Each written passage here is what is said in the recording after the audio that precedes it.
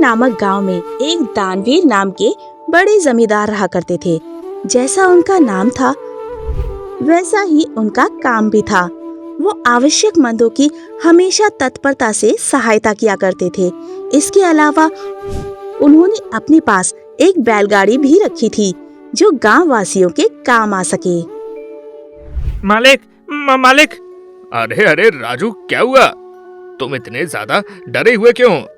मालिक, जब मैं खेत से घर वापस आ रहा था तो मेरे साथ मेरे बड़े भैया थे। उन्हें सांप ने काट लिया और वो वहीं पर जोर जोर से चिल्लाकर गिर पड़े।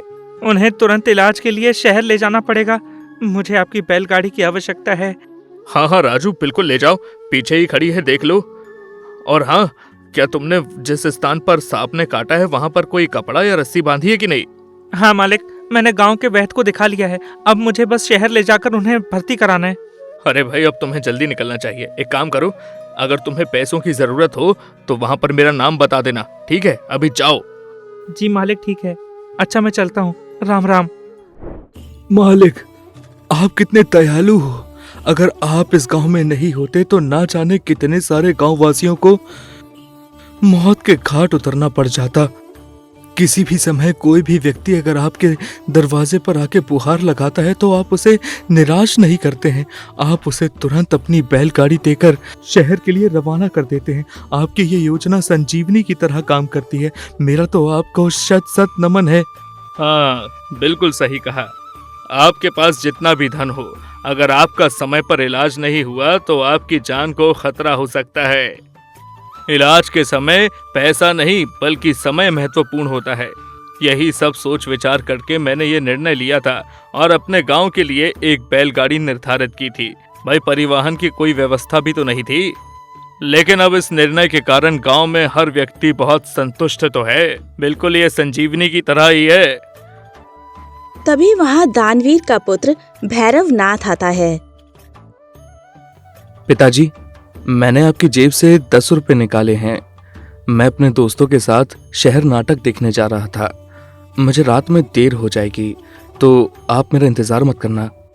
बेटा भैरवनाथ, अब तुम बच्चे नहीं रहे हो, थोड़ा सा जिम्मेदार बनो। इन बेफिजूल के नाटकों से ध्यान अलग करके थोड़ा कृषि कार्यों में भी ध्यान लगाओ। अगर हमारी अच्छी कमाई नहीं होगी तो हम दूसरों की मदद कैसे कर पाएंगे? आप लोगों की मदद करने के लिए दान देते हैं, इतना ही ठीक है पिताजी। अगर मैंने भी दान देना शुरू कर दिया तो एक दिन हमारा सब कुछ खत्म हो जाएगा, यहाँ तक कि घर भी बिक जाएगा। ठीक है पिताजी, अभी मैं इस बारे में बात नहीं करता, मैं चलता हूँ। हे भगवान, ये लड़का मेरी समझ से परे है। ये मुझे कभी नहीं समझ सकता। इसका क्या करूं, इसमें मेरे एक भी गुण नहीं है। मालिक, समय से बलवान कोई नहीं होता है। अभी लड़कपन में है, बाद में समझ जाएगा। इसी तरह से समय बीतता गया। दानवीर बुढ़ापे के कारण बिस्तर पकड़ लिए। बेटा, अच्छाई ही हमारी रक्षा करती है। अभी तक हमें जो कुछ भी हासिल हुआ है वो गांव वालों के आशीर्वाद के कारण ही हुआ है। हम भले ही उनकी एक छोटी सी मदद क्यों ना करें, लेकिन वो अपना दिल खोलकर आशीर्वाद देते हैं। बस ऐसा समझ लो कि यही मेरे लिए भगवान की पूजा है। अच्छा, एक बात याद रखना, मैंने जो गांव वालों की सेवा के लिए बैलगाड़ी चलवाई है वो तुम्हारे समय में भी याद से चलना चाहिए। बेटा, गांव वालों के लिए ऐसे ही तत्पर रहना और हमेशा सहायता करते रहना। ठीक है पिताजी, जैसा आप कहें, मैं आपकी आज्ञा का पालन करूंगा, लेकिन अभी आप आराम कीजिए। कुछ समय उपरांत दानवीर इस संसार को हमेशा के लिए विदा कहकर परलोक सिधार गए और उनके स्थान पर आए उनके पुत्र भैरवनाथ ने अपने पिता की बातों को पूरी तरह से नजरअंदाज कर केवल संपत्ति बढ़ाने पर ध्यान केंद्रित किया। बेटा, मेरे बड़े लड़के का बेटा पेड़ से फल तोड़ते हुए गिर गया। उसे असहनीय ही पीड़ा हो रही है। मुझे बैलगाड़ी की जरूरत है। उसे तुरंत शहर इलाज के लिए ले जाना है। ठीक है, अब तक जो भी चलता आया है उसे बंद करने के दिन आ गए हैं, नहीं तो ये लोग जब चाहे मुंह उठा के चले आएंगे। बैलगाड़ी तो ऐसे मांगने आ जाते हैं जैसे इन्हीं की हो, और अगर मान लो कि वो टूट फूट गई तो उसको कौन बनवाएगा? अभी तक आप लोगों ने मेरे पिताजी की मासूमियत का बहुत फायदा उठा लिया है, लेकिन मैं अब तुम लोगों को फोकट में घूमने के लिए बैलगाड़ी नहीं दूंगा। जाओ और कभी कोई दूसरी मदद के लिए भी मत आना। इन शब्दों से निराश होकर वो व्यक्ति सिर झुकाए चला जाता है। देख रहे हो ग्राम प्रधान जी, ये भैरवनाथ कितना घमंडी है। एक तो आपके दिए हुए फैसलों का निरादर करता है और दूसरा अपने दोस्तों के सामने आपका मजाक उड़ाता है। लगता है इससे नई नई दौलत झेली नहीं जा रही है। हाँ रामधारी जी, मैंने इसके दुष्ट व्यवहार के बारे में काफी सुना है। राम जैसे व्यक्ति के घर में रावण का जन्म हुआ है, लेकिन उनके जाने के बाद इसे रास्ते पर लाने वाला भी तो कोई नहीं है। हाँ, अधिक ब्याज पर कर्जा दे रहा है और उसे वसूल करने के लिए गांव वालों से झगड़ा करता है। आपको इसे उचित सबक सिखाने के लिए कुछ ना कुछ तो करना होगा। मैं इस मामले में कुछ नहीं कर सकता हूँ रामधारी जी, क्योंकि गांव वाले जानकर भी ऊंचे ब्याज पर कर्जा ले रहे हैं, और कर्जा वसूल करने की बात रही तो वो उनसे सख्ती से भी पेश आता है, तो हम कर भी क्या सकते हैं। ऐसे में मेरा उनके बीच जाना सही नहीं होगा। लेकिन हाँ, अगर किसी ग्रामीण व्यक्ति पर अत्याचार होता है और वो आकर शिकायत दर्ज करता है तो मैं इसे नजरअंदाज नहीं करूंगा। मैं जरूर भैरवनाथ के खिलाफ फिर कार्यवाही करने को तैयार हूँगा। जब ये सब चल ही रहा था, एक दिन देर रात दरवाजे पर दस्तक हुई और भैरवनाथ गुस्से से उठा और दरवाजा खोला। इतनी गहरी नींद में सोया था, जबरन खराब कर दी। आधी रात को ऐसी कौन सी आफत आन पड़ी। मालिक, एकाएक मेरा लड़का अपना पेट पकड़कर बैठ गया। उसके मुंह और नाक से खून बह रहा है। उसे शहर के दवाखाने ले जाने की जरूरत है। आप मुझे कृपया करके बैलगाड़ी दे दे।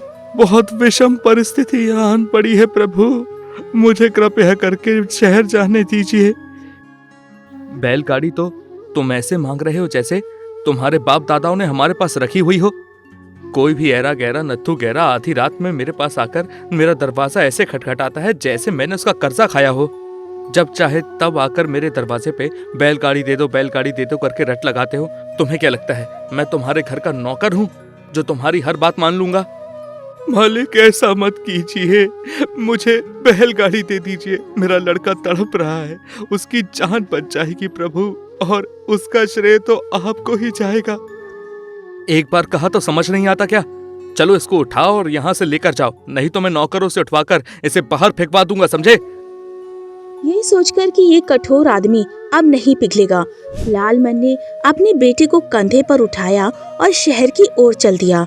लेकिन कुछ दूर जाने के बाद उसे एहसास हुआ कि उसकी गोद में उठाए बेटे में जान नहीं रही।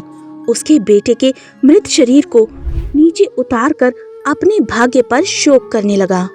आज जो कुछ भी हुआ उसका कारण भैरवनाथ है। मैंने बेकार ही उसके दरवाजे पर जाकर पुहार लगाई और अपना समय बर्बाद किया। अगर समय पर मैं खुद ही अपने बेटे को कंधे पर उठाकर शहर ले जाता तो शायद उसकी जान बच जाती। ऐसा सोचते हुए लालमन अपने बेटे के शव को कंधे पर लेकर लौट आया और भैरवनाथ के घर गया। वहाँ पर रास्ते के एक चबूतरे पर अपने बेटे के शव को रख दिया। ग्राम प्रधान के पास जाकर शिकायत करने लगा। उसकी शिकायत सुनने के उपरांत ग्राम प्रधान ने भैरवनाथ को बुलाया। इस लालमन का आरोप है कि तुमने इसके बेटे को नौकरी पे बुलाया और उसको इतना पीटा कि उसकी जान चली गई। उसका शव तुम्हारे ही आंगन में पड़ा हुआ है अभी भी। इस पर तुम क्या कहोगे, बताओ?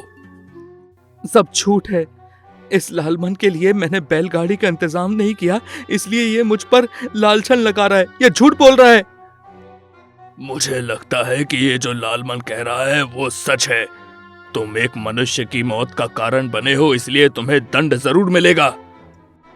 गांव के ग्राम प्रधान जी ऐसे ही बात कर रहे थे, तभी ग्राम प्रधान के घर से, अजी सुनते हो, एक पल के लिए यहाँ पर आओगे? यही रहना, मैं अभी कुछ देर में आता हूँ। इतना कहकर ग्राम प्रधान अंदर चला गया। मैं गांव की एक समस्या का समाधान करने में लगा हूँ, मुझे क्यों बुलाया? मैं सब सुन रही हूँ। अब क्या आप उस भैरवनाथ को दंडित करने जा रहे हैं? हाँ, मैं इस घमंडी के सर को कुचलने का कब से इंतजार कर रहा था। आज मुझे वो मौका मिल गया है। ठीक है जी, शांत रहिए जरा। उसने वास्तविकता में कोई गलती की या नहीं, इसे जाने बिना ही आप उसे दंडित करने में तुले हुए हो। मैंने आप में ऐसी प्रवृत्ति कभी नहीं देखी। तुम जो कह रही हो वो बिल्कुल ठीक है, लेकिन इस भैरवनाथ ने गांव के हर सदस्य को किसी न किसी तरह सताया है। लेकिन इस बार वो अपने ही चंगुल में फंस गया है और अगर मैं उसे सजा दूंगा तो पूरा गांव खुशी से झूमेगा। ठीक है, भैरवनाथ कैसा व्यक्ति है, अगर हम उसे एक तरफ रखकर सोचेंगे तो दूसरा पक्ष भी हमें ध्यान रखना होगा। क्या आप भूल चुके हैं, बचपन में हमारा बेटा जहरीली चीज खाकर मूर्छित हो गया था, तब उसकी जान पर बनाई थी और उसके पिताजी ने उनकी बैलगाड़ी देकर उसे शहर इलाज के लिए भेजा था। उनकी वजह से ही आज हमारा बेटा जीवित है, इतना बड़ा हो गया है कि राजा के दरबार में कार्य कर रहा है और एक काबिल व्यक्ति बन गया। जिसके पिता ने हमारी सहायता की, आज उसके बेटे को हम दंडित कर रहे हैं। अगर हमसे उनके परिवार का कुछ भला न हो सका तो भी कोई बात नहीं, लेकिन इस तरह उसे दंडित करना सही नहीं है। मैं इस बात से बिल्कुल सहमत नहीं हूँ। मुझे नहीं पता आप क्या निर्णय लेंगे। आप किसी भी हाल में इस विषय पर बिना दंड सुनाए स्थिर रहिए। उसके बाद जो भी होगा उसे भगवान देख लेंगे। गांव के मुखिया ने कुछ क्षण सोचा और एक लंबी सांस ली। एक क्षण के लिए मैंने भी अपना विवेक खो दिया था और मैं कुछ भी फैसला लेने के लिए तत्पर हो गया था। मुझे माफ कर देना। ग्राम प्रधान कहते हुए बाहर आकर, देखो लालमन, अभी मेरी पत्नी के मायके से एक सूचना आई है। वहां उनके ऊपर एक अकस्मात परेशानी आन पड़ी है। उन्होंने गाड़ी भी भिजवा ही दी है। मुझे लगता है मुझे जाना पड़ेगा। मुझे लगता है कि ऐसी स्थिति में अब मैं किसी भी कार्यवाही के लिए तैयार नहीं हूँ, मगर तुम राजा के पास जाकर उन्हें अपनी परेशानी बता सकते हो और उनके दरबार में जाकर मदद के लिए गुहार लगा सकते हो। मैं माफी चाहता हूँ तुमसे, लेकिन मुझे लगता है कि यही सही होगा। लालमन अब क्या कर सकता था। वो सीधे राजधानी जाकर राजा से शिकायत की। हम कैसे सच मान लें? तुम्हारे बेटे का कातिल भैरवनाथ ही है, ये कैसे साबित करोगे? तुम्हारे पास इसके खिलाफ कोई सबूत है? महाराज, वो कैसा व्यक्ति है इसके बारे में आप गांव वालों से पूछ लीजिए, उसके बाद ही आप कोई निर्णय लीजिएगा महाराज। मैं बस यही कह सकता हूँ। राजा के बुलावे पर जो ग्रामीण वहां आए थे, उन्होंने भी भैरवनाथ के खिलाफ गवाही दी। लालमन सही कह रहा है महाराज, इस भैरवनाथ का व्यवहार बिल्कुल ठग जैसा ही है। भले ही प्रत्यक्ष रूप से ये घटित नहीं हुआ, लेकिन फिर भी ऐसा किया होगा इसने। आप देख ही रहे हैं कि आपके प्रति किसी ने भी गवाही नहीं दी है, इसलिए आपको सजा मिलनी चाहिए। मैं एक मनुष्य की जान लेने वाले घिनौने आदमी को कठोर मौत की सजा सुनाता हूँ। अभी इसे काल कोठरी में बंद कर दो और कल सूर्योदय से पहले इसे फांसी की सजा दी जाए। ऐसा होने के 2 दिन बाद सजा देने वाले सैन्य अधिकारी ने राजा से मुलाकात की। महाराज, जल्लाद ब्राह्मण 2 दिनों से दरबार में नहीं आ रहा है। हम इसे फांसी की सजा नहीं दे सकते, इसलिए अभी कारागार में रखा है इसे। उसके बिना ये कार्य करना बहुत मुश्किल होगा महाराज। ठीक है, जब जल्लाद ब्राह्मण यहाँ मौजूद होगा अपना कार्य खत्म करके तभी इसे फांसी होगी। आश्चर्य की बात है कि 10 दिन बाद भी इस सजा पर अमल नहीं हुआ। राजा तक इस बात की खबर पहुंची। क्या अभी तक सजा नहीं दी गई? ये तो पहली बार हुआ है। क्या तुमने उससे बात की? ये जल्लाद ब्राह्मण अभी तक आया क्यों नहीं? हाँ महाराज, जल्लाद ब्राह्मण ने ये संदेशा भिजवाया था कि उसका स्वास्थ्य बहुत खराब है, इसलिए वो नहीं आ पा रहा है।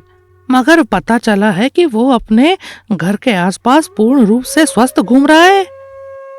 आश्चर्य की बात है, जरूर इसमें कोई रहस्य छुपा है। हम इसकी जांच पड़ताल खुद ही करेंगे। ऐसा सोचकर महाराजा भेष बदलकर जल्लाद के घर गए और खिड़की से ब्राह्मण दंपति की बात सुनी। आप इस तरह से कितने दिन तक राजा को धोखा दोगे कि आपका स्वास्थ्य ठीक नहीं है? एक ना एक दिन तो आपको ही भैरवनाथ को फांसी देना ही होगा। अगर राजा को मेरे बारे में पता चल जाए और राजा मुझे भी फांसी दे दे, तब भी मैं भैरवनाथ को फांसी देने के लिए बिल्कुल तैयार नहीं हूँ। मैं भी उसी गांव में पला बड़ा हूँ। जब मैं छोटा था तब मेरी तबीयत इतनी खराब हो गई थी कि मेरा बचना भी नामुमकिन था, लेकिन भैरवनाथ के पिताजी दानवीर जी ने मेरे पिता की मदद की उन्होंने अपनी बैलगाड़ी से मुझे शहर भिजवाया था और मेरा इलाज करवाया था। ऐसे पुण्य आदमी के बेटे को मैं फांसी देकर कैसे पाप का भागीदार बनूं? मुझे समझ नहीं आता कि अब क्या होगा। खैर, सब कुछ भगवान पे ही छोड़ देते हैं। ये बातें सुनकर राजा सोच में पड़ गए। लालमन को संदेश भेजकर बुला लाने और एक बार फिर पूछताछ करने का फैसला लेने के उपरांत राजा ने अगले ही दिन लालमन को संदेश भेजकर अपने दरबार में उपस्थित होने के लिए कहा। तुम्हारे झूठ का पर्दाफाश हो चुका है। अब सच तुम बताओगे या मैं पता लगाऊं? एक दमदार डांट लगाई। महाराज ने उसकी डांट सुनकर लालमन पूरी तरह से घबरा गया। मुझे माफ करें महाराज, मेरी बेटे की मृत्यु के पीछे भैरवनाथ का कोई संबंध नहीं है। मेरा बेटा जीवन और मृत्यु के बीच झूल रहा था, लेकिन भैरवनाथ ने मेरी कोई भी सहायता नहीं की।